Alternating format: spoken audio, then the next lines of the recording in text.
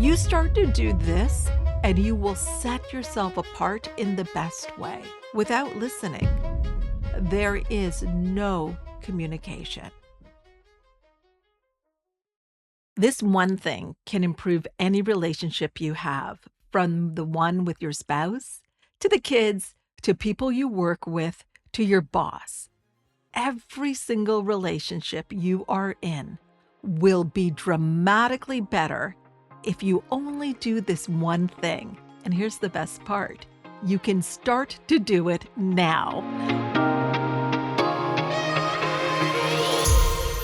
Welcome to Possibilities with me, Hina Khan. I am a former psychotherapist and now a peak performance mindset coach.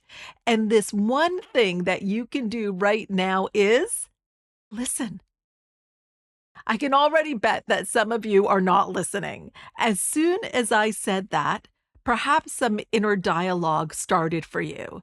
Maybe it was something like defending yourself. I'm already a good listener. Or I know so much more about this topic. I don't really need to know this.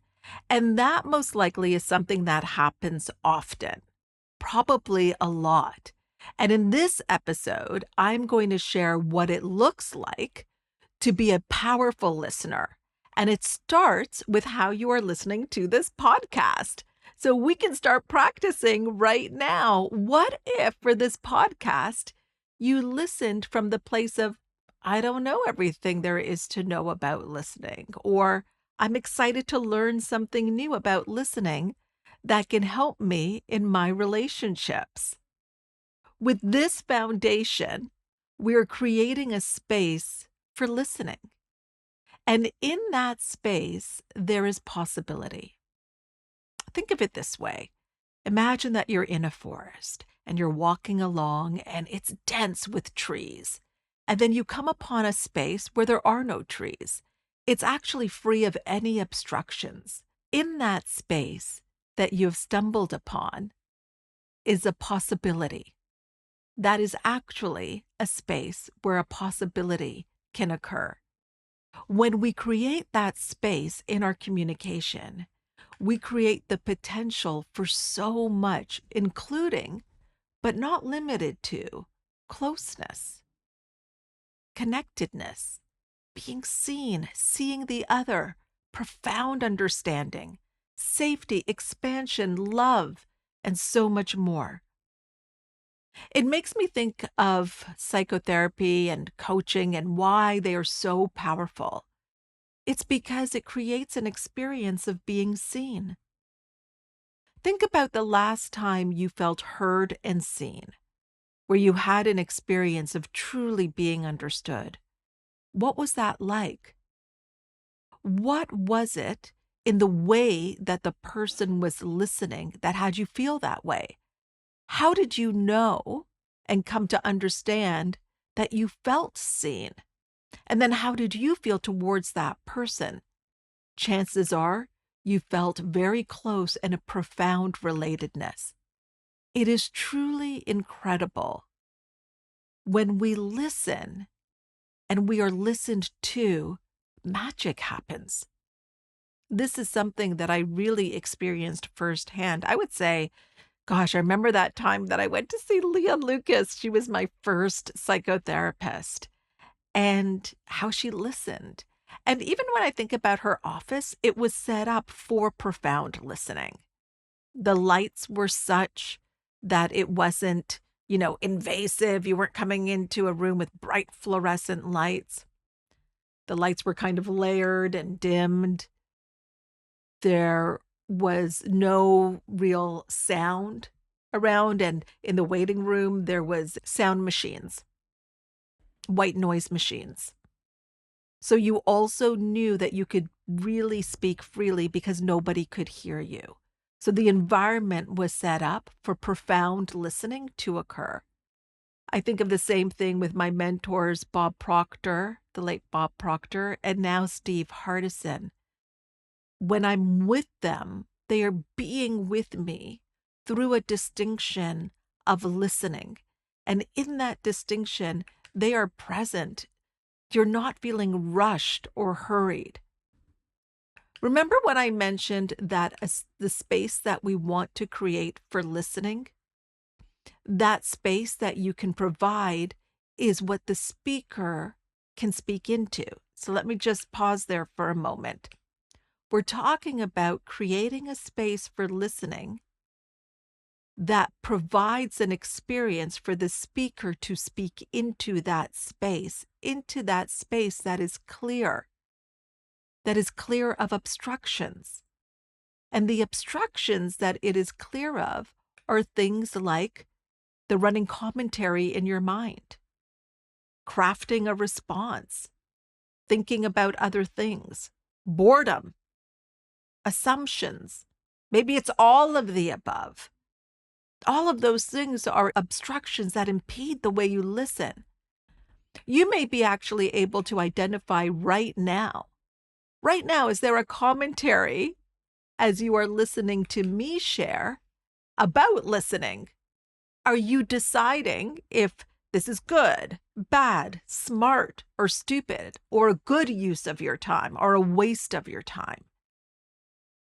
Now imagine having these thoughts during a conversation happening in real time in real life. That is the case most of the times. We enter conversation with an opinion or a judgment, and we are listening for evidence to bolster our point of view. As you are hearing this, I just wonder if there's an area in your life where you could see how authentically listening could make a difference. Maybe bring to mind the most important relationships that you have right now. And what would change if you listened to them from a place that is beyond your opinions and your judgments? There are many areas that this showed up for me. One area that was very clear was with my teens. I don't know if this has ever happened to you, but I did notice that they started to say something to me when they wanted to share something. They would actually preempt it with, "Before you say anything, hear me out," or "Before you say anything, let me finish." Well, clearly they were not feeling listened to if they had to put a disclaimer out there before they even said anything. So I took that to heart and I started to authentically listen and be curious about what they were saying. That changed not only what was happening inside within me, not running to assumptions, formulating my response or judgments, but also on what was showing up on the outside, my body language. I took in what they were saying on all levels. Now, let's be real. Do I always get it right? No, it's a practice.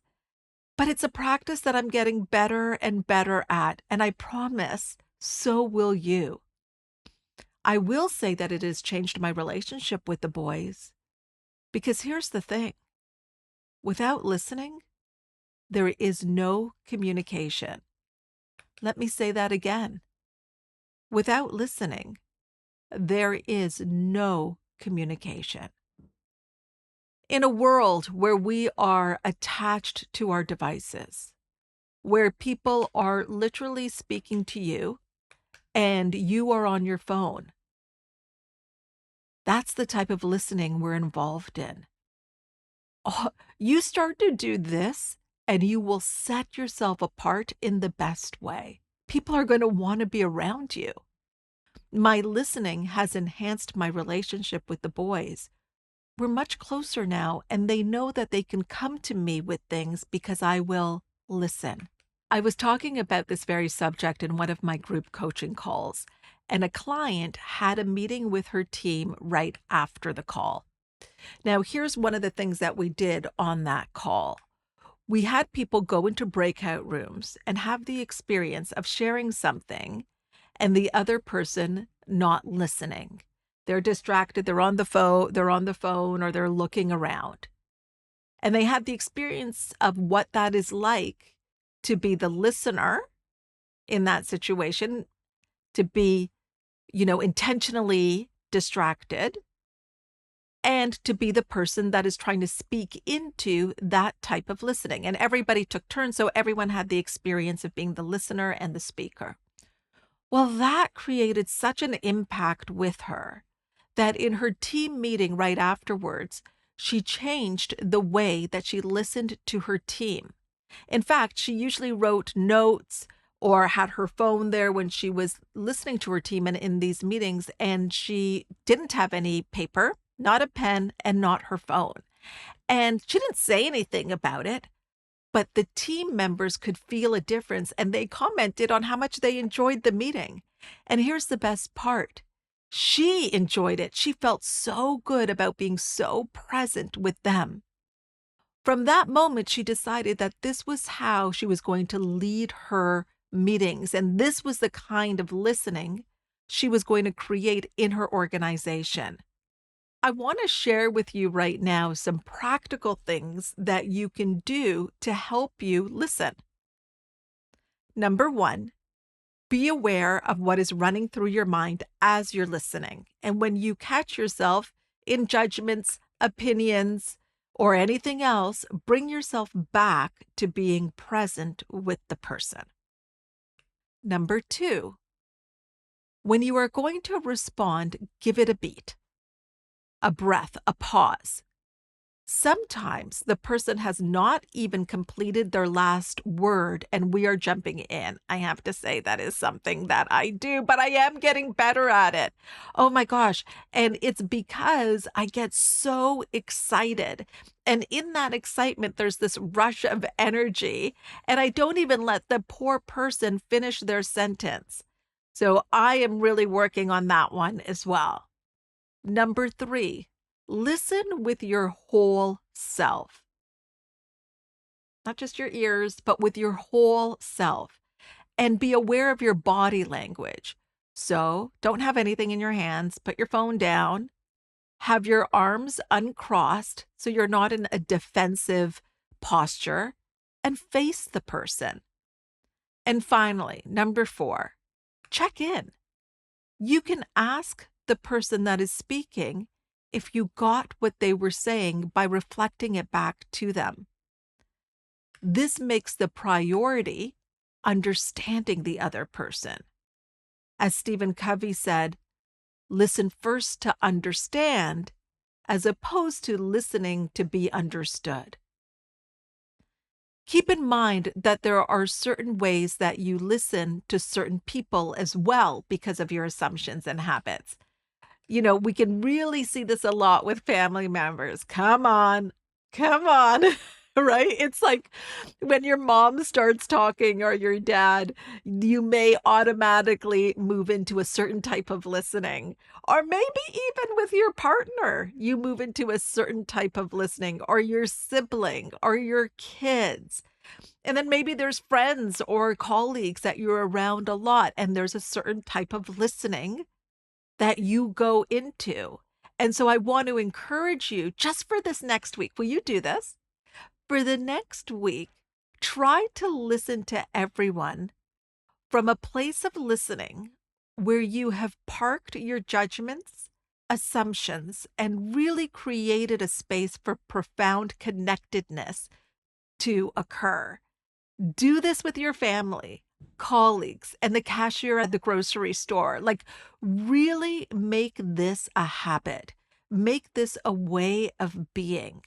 You could even think that the person that is speaking to you, again, could be the cashier at a grocery store or your partner, that person, the person in front of you right now, speaking to you is the most important person in the world. And that they are your priority. And your priority in this moment is to understand. Gosh, imagine the world. Imagine the possibility out there of the world that we would create. And now listen up. No pun intended, because I have one more thing.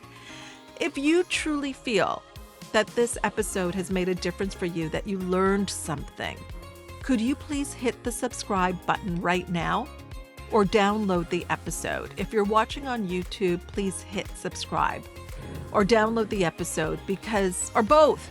Oh my gosh, if you could do both, that would be awesome. It allows us to reach more people. It is just the way this algorithm works. It pushes this content out. And I don't know about you, but I truly feel this content is more important than ever. Like I said, could you imagine a world where we truly listened to each other? Thank you for listening, and I will see you here next time on Possibilities.